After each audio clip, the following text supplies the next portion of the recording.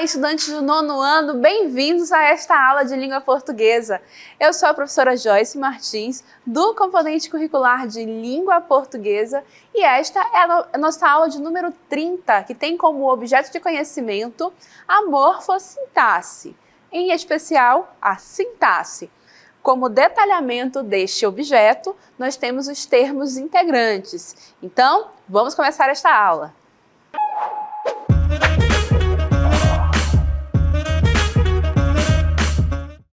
Os termos integrantes de uma oração são aqueles que vão existir para inteirar um sentido de um outro elemento, de uma outra palavra, complementar o sentido deste outro elemento, desta outra palavra. Mas se acalmem, que nós vamos fazer o quê? Nós vamos usar um texto como base para o estudo desses termos integrantes. E para isso, nós temos aqui ao nosso lado aí uma questão relacionada à Declaração dos Direitos da Criança, a Declaração Universal, certo? Que aí foi promulgada pela ONU lá no ano de 1959 e que foi aí referendada pelo Brasil na nossa Constituição de 1988, através do artigo 84, inciso 21, não é?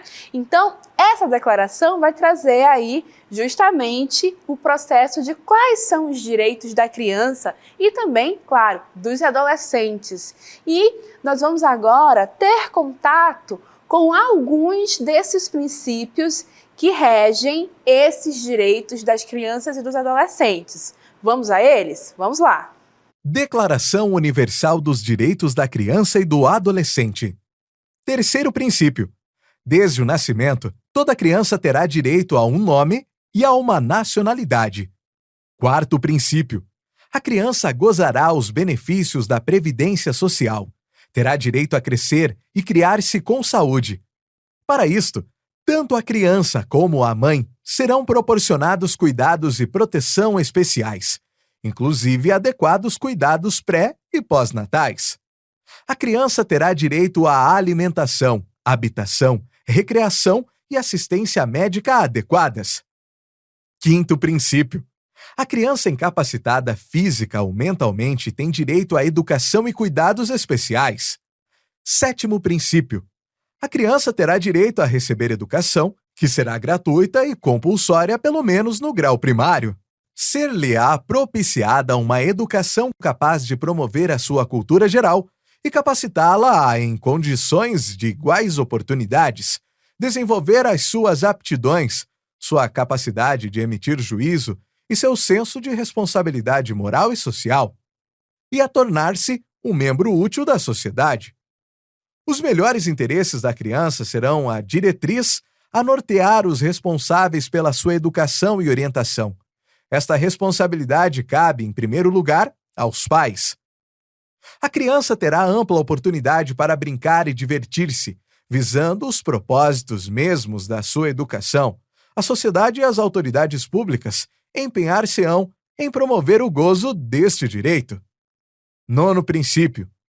A criança gozará proteção contra quaisquer formas de negligência, crueldade e exploração. Não será jamais objeto de tráfico, sob qualquer forma. Não será permitido à criança empregar-se antes da idade mínima conveniente. De nenhuma forma será levada a ou ser-lhe-á permitido empenhar-se em qualquer ocupação ou emprego que lhe prejudique a saúde ou a educação, ou que interfira em seu desenvolvimento físico, mental ou moral.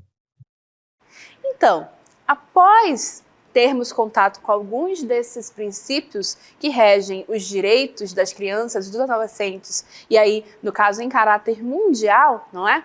Nós vamos, então, poder afirmar que todas as crianças e adolescentes têm direito.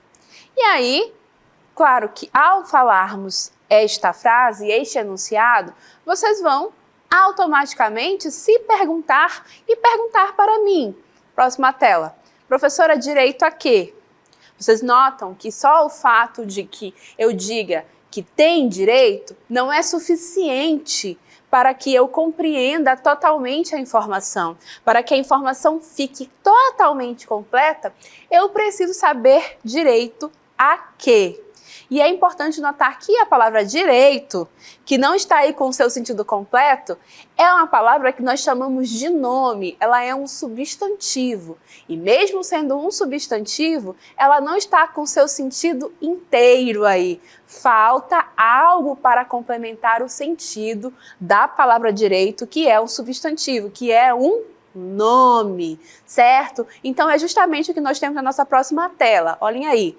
Note que quando termina o nome, né, a frase no nome direito, é necessário complementar a informação, pois ela fica incompleta, certo? E aí, notem, né, que necessitamos de um outro termo, de mais palavras, não é?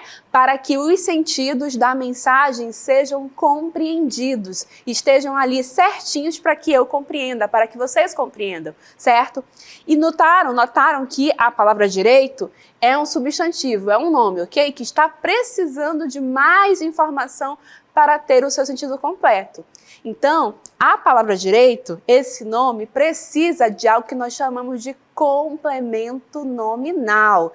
É isto mesmo, complemento nominal é um desses termos que servem para integrar a oração, termo integrante da oração, porque aparece para inteirar, para completar ou uma outra palavra que já existe dentro da nossa oração, ok? Então, na próxima tela, nós temos aí o complemento nominal como conceito, olhem só.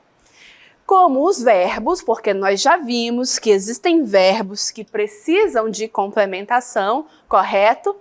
Muitos nomes, né? Substantivos, adjetivos e, mais raramente, não é? Alguns advérbios também podem ter o seu sentido incompleto e, por essa razão, precisam de um complemento, né? Concorda comigo que tudo que está incompleto precisa ser inteirado, complementado, ok? Então é isso que acontece. Existem alguns nomes que passam por esse processo de precisar de complementação, ok? Nesse sentido, então o que a gente precisa? A gente precisa de um termo para fazer esse processo, né? Então a esse termo nós damos o nome de complemento nominal, ok? Pois o que ele faz? Ele completa um sentido de um nome, é o que nós acabamos de ver, não é? Vai completar o sentido de um nome, vai completar o sentido de um substantivo, vai completar um sentido de um nome que está ali precisando de complementação. No caso do nosso exemplo inicial, a palavra direito é um substantivo, né? E precisou de complementação. Sozinho a palavra direito não tinha sentido completo, correto? Mas pode ser que o nome que precisa de complemento seja um adjetivo, seja um advérbio e assim por diante, certo? Vamos então avançar e observar agora alguns exemplos a mais desse processo? Vamos lá. Então, olhem só. Nós temos aqui, toda criança terá direito a um nome e a uma nacionalidade, porque agora a gente tem a frase com, né, a palavra direito complementada. Então, observem o seguinte. Esse enunciado, toda criança terá direito a um nome e a uma nacionalidade, é uma oração? Sim, porque temos o verbo aqui, terá, ok? Então, é uma oração. E aí, para reforçar, quando eu estou diante de uma oração, o que eu faço para distinguir sujeito de predicado? Eu pergunto para este verbo, correto? Então, quem terá direito a um nome e a uma nacionalidade? Quem é que terá? Toda criança, né? Está aí dito na oração. Então, toda criança é o quê? Sujeito. E aí todo o restante é predicado, não é? Terá direito a um nome e a uma nacionalidade. Isso é predicado da minha oração. Agora, olhando só para o predicado, nós temos aí o verbo ter, né? Terá. O verbo ter é o tipo de verbo que nós chamamos de transitivo também, né? Porque assim como este nome que a gente está estudando aqui, Ele pede complementação, verbo transitivo, porque quem tem alguma coisa, correto? No caso aqui desta oração, quem tem o quê? Direito, né? Então, nota aí que o verbo é transitivo porque precisa de complemento, ok? E o complemento é direito. Existe entre o verbo e o seu complemento alguma preposição? Não existe. Então, o que vai acontecer aqui? O meu verbo é transitivo direto. E o meu complemento é objeto direto, né? Mas aí, o que aconteceu? O nome que foi usado para complementar o verbo é justamente um nome que também precisou de complementação. Olhem aí, direito. Direito a quê? Direito a quem, professora? Ora, direito a um nome e a uma nacionalidade. Então, tudo isso aí, a um nome e a uma nacionalidade, é complemento do nome. Direito é complemento nominal, não é?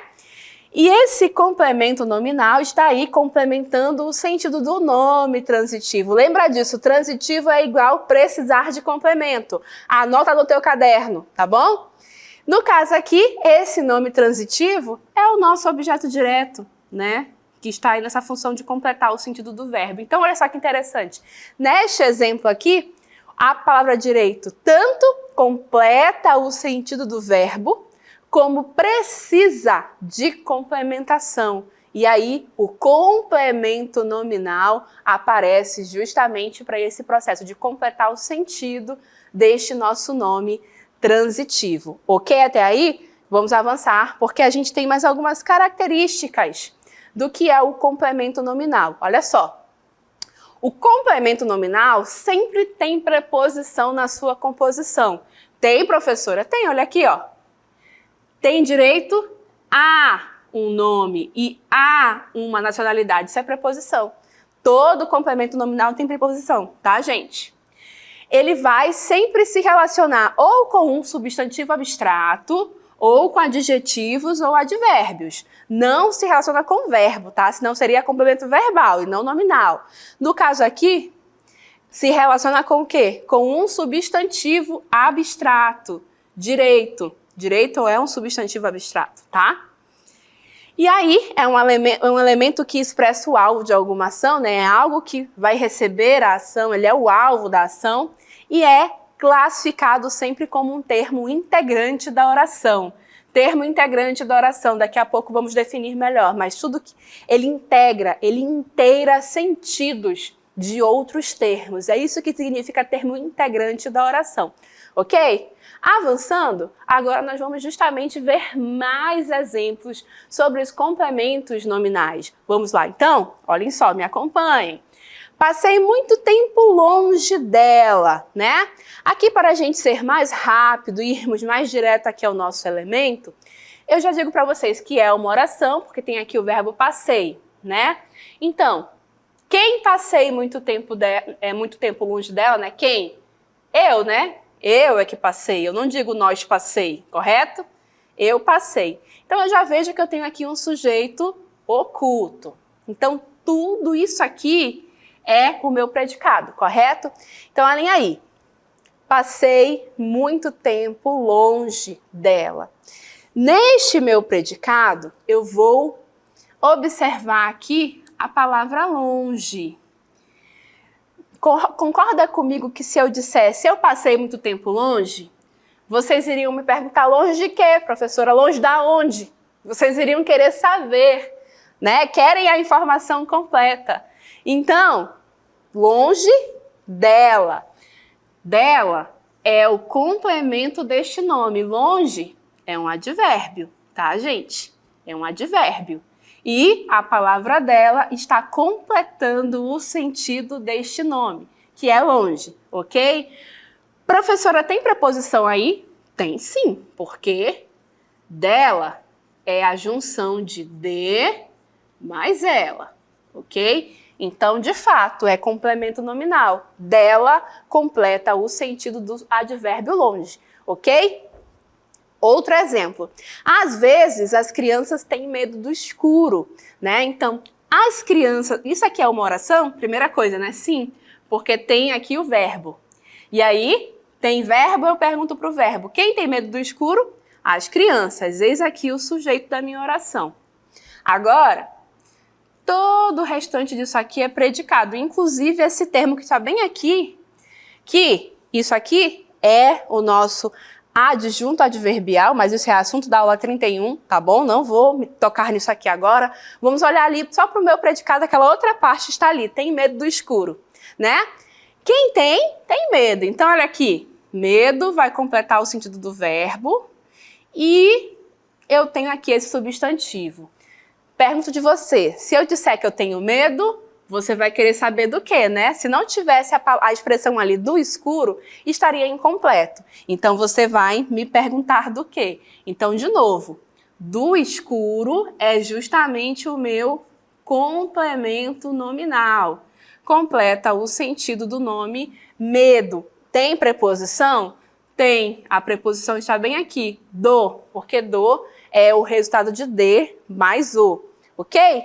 Então aqui a gente observou que de fato existem nomes que precisam de complemento e esse complemento nós chamamos de complemento nominal, ok? O complemento nominal ele é justamente o que a gente chama de termo integrante da oração. Então o que é termo integrante da oração, professor? Olha só agora com o conceito. Eu já fui dando spoilers ao longo da aula, né? Já fui aí falando sobre inteirar, mas olha só o nosso conceito na tela. Olhem aí. São termos que completam a significação transitiva dos termos e nomes. Eles integram, olha só, eles inteiram, né? Inteiram, completam o sentido da oração, de alguns termos que estão ali dentro da oração. E são, por isso, indispensáveis à compreensão do enunciado. Vocês viram que quando eu fiquei ali tirando os complementos nominais, sempre faltava informação, correto? Então, agora que a gente sabe o que é um complemento nominal, a gente vai avançar, vamos adiante, porque não é só o complemento nominal que é termo integrante da oração. Eu tenho alguns outros. O próximo elemento que a gente vai estudar como complemento nominal é o agente da passiva, mas antes disso, a gente vai mostrar para vocês justamente a listinha. Quem é complemento nominal? Quem é complemento nominal não, quem é, né? Termo integrante da oração. É o complemento nominal, é o complemento verbal que a gente já viu em outras aulas aqui no nosso módulo e o agente da passiva também é termo integrante da oração, ok? Agora sim, a gente vai passar a falar do agente da passiva. E o que é o agente da passiva, professora? Ora, o agente da passiva, ele vai aparecer em orações que estão na voz passiva, certo? Elas estão organizadas na forma da voz passiva. Coloca no ar, por favor, aqui, olha só. É o complemento de um verbo na voz passiva. Representa o ser que pratica a ação expressa pelo verbo passivo e vem regido comumente pela preposição por. Vamos direto para o exemplo, que com o exemplo fica bem mais fácil de compreender o que é o agente da passiva, certo? Então olha só, os direitos das crianças e dos adolescentes são resguardados pelos seus familiares e pelo Estado, ok? Já digo para vocês o seguinte, olhem só, né? A gente tem aqui é uma oração? Sim. Temos aqui a locução verbal, são resguardados, né? Então, o sujeito desta oração está aqui, porque o que são resguardados pelos seus familiares e pelo Estado? São os direitos das crianças e dos adolescentes. Então, o sujeito está ali. Todo o restante é predicado. E aí, vocês concordam comigo que essa ação de ser resguardado não está sendo praticada pelo sujeito? O sujeito, os direitos das crianças e dos adolescentes, está recebendo a ação. Porque quem está praticando a ação, quem é que está resguardando?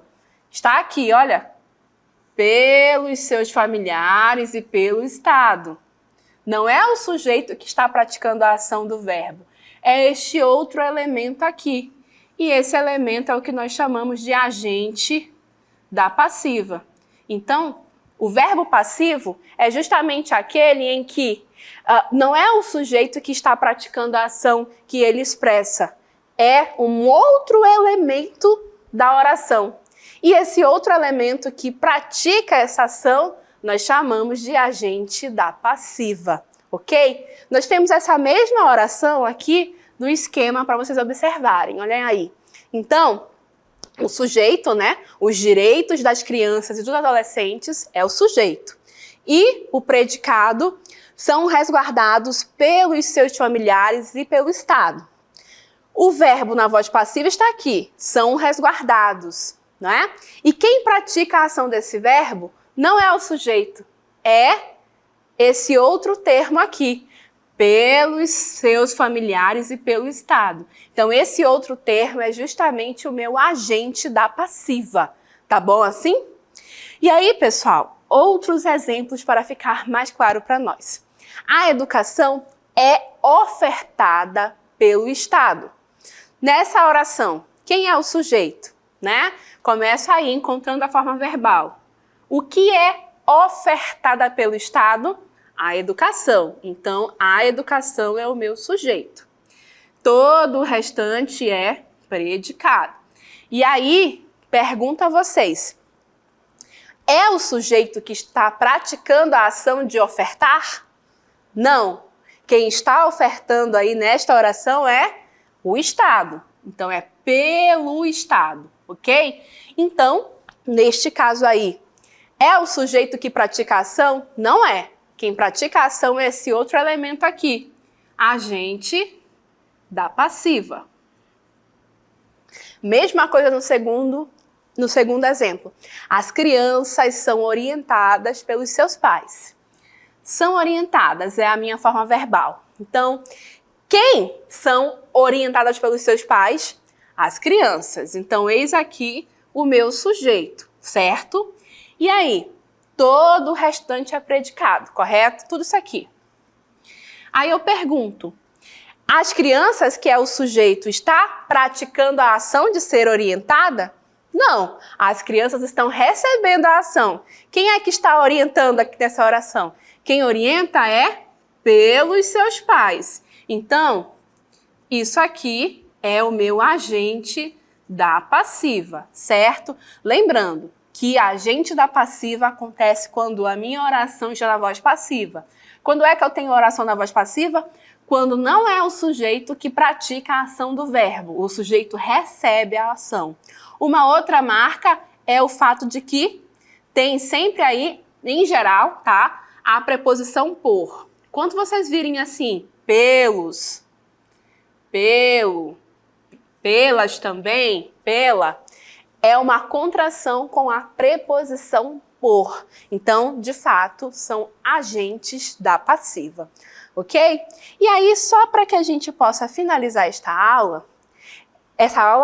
parte da aula que fala sobre esse agente da passiva, existem alguns gramáticos que não consideram o agente da passiva como um termo integrante. Para esses gramáticos, o agente da passiva ele é dispensável, ele não é assim tão necessário para o entendimento de uma oração. Porque eles usam como exemplo aqui, né? Em muitos casos ele nem aparece, nem precisa dizer esse agente. Então olha aqui o exemplo. Quando se diz edifícios são construídos, né? Investigações foram feitas, técnicos serão ouvidos, o infrator foi ouvido, o aluno foi expulso e etc. Em nenhum desses casos eu precisei informar o agente da passiva, embora sejam orações que estão com o verbo na voz passiva. Então existem alguns gramáticos, como é o caso do Luft, que não considera o agente da passiva como um termo integrante, mas a maioria dos gramáticos considera. Então por isso que a gente insere o agente da passiva como esses termos integrantes da oração, que inteiram o sentido de algo dentro de uma oração, ok? Agora sim, para finalizarmos a conversa sobre termos integrantes da oração, falta comentar sobre os complementos verbais. Vamos a eles? Os complementos verbais, a gente já conversou com vocês sobre eles na unidade 1. Aqui nós vamos reforçá-los, tá bom assim? Então, é o que nós iremos fazer agora, reforçar sobre complementos verbais. Lembrando, complementos verbais vão seguir uma lógica parecida com os complementos nominais, só que complementos nominais completam nomes e os verbais completam verbos, ok? Então, para que nós possamos relembrar, acompanhem o seguinte, né? Nós já vimos que tem verbos que não precisam de complemento. A eles, nós damos o nome de intransitivos, ok? E também já vimos que existem verbos que servem para ligar o sujeito ao seu complemento, né? É o caso da maioria das situações do verbo ser, do verbo estar, né? Do verbo parecer, continuar, correto? Eles servem para fazer essa conexão, então eles são verbos de ligação. E aí a gente tem verbo que não precisa de complemento, né? É o caso aí do verbo chegar, sair e assim por diante, não é? Mas existem verbos que precisam de complemento, são os transitivos. Então lembra, transitivo é igual precisa de complemento. A gente já enfatizou isso com vocês, correto? E aí, o verbo transitivo ele pode ser direto, quando o complemento não tem preposição. Ele pode ser indireto, quando o complemento tem preposição. E ele pode ser direto e indireto, quando ele tem dois complementos, um sem preposição e um com preposição, ok? E aí que, para o verbo transitivo direto, o complemento sem preposição se chama objeto direto. Para o verbo transitivo indireto, o complemento com preposição se chama objeto indireto. E aí, né, quando a gente tem o verbo transitivo direto e indireto, ele vai ter os dois, né? Objeto direto e objeto indireto, ou seja, complemento sem preposição e complemento com preposição. Tá, professora, nós já vimos isso na unidade 1 deste módulo, ok. Mas por que eu estou relembrando isso para vocês? Porque o objeto direto e o objeto indireto também estão nessa linha dos nossos termos integrantes da oração, que servem justamente para inteirar sentidos. No caso, eles inteiram o sentido de verbos, ok? Porque eles complementam aí o sentido de verbos transitivos. Então, vamos exemplificar só para que essa nossa lembrança fique mais completa? Vamos então lá, olhem só. Então, aqui falando do objeto direto, certo? Né? O objeto direto vai trazer o complemento de um verbo significativo, né? De um verbo que precisa de complemento, e esse complemento é sem preposição. Então, por exemplo, olhem aqui. A criança terá direito à alimentação, recreação e assistência médica adequadas, né? Então, a criança é o meu sujeito da oração, né? Terá direito é justamente aí, terá é meu verbo e direito é o meu objeto direto, né? Então, nota aqui. Por que direito é meu objeto direto, professora? Porque está complementando o sentido do verbo ter. Ok até aí, pessoal? E aí todo o restante é complemento nominal, a gente já conversou sobre isso aqui nesta aula.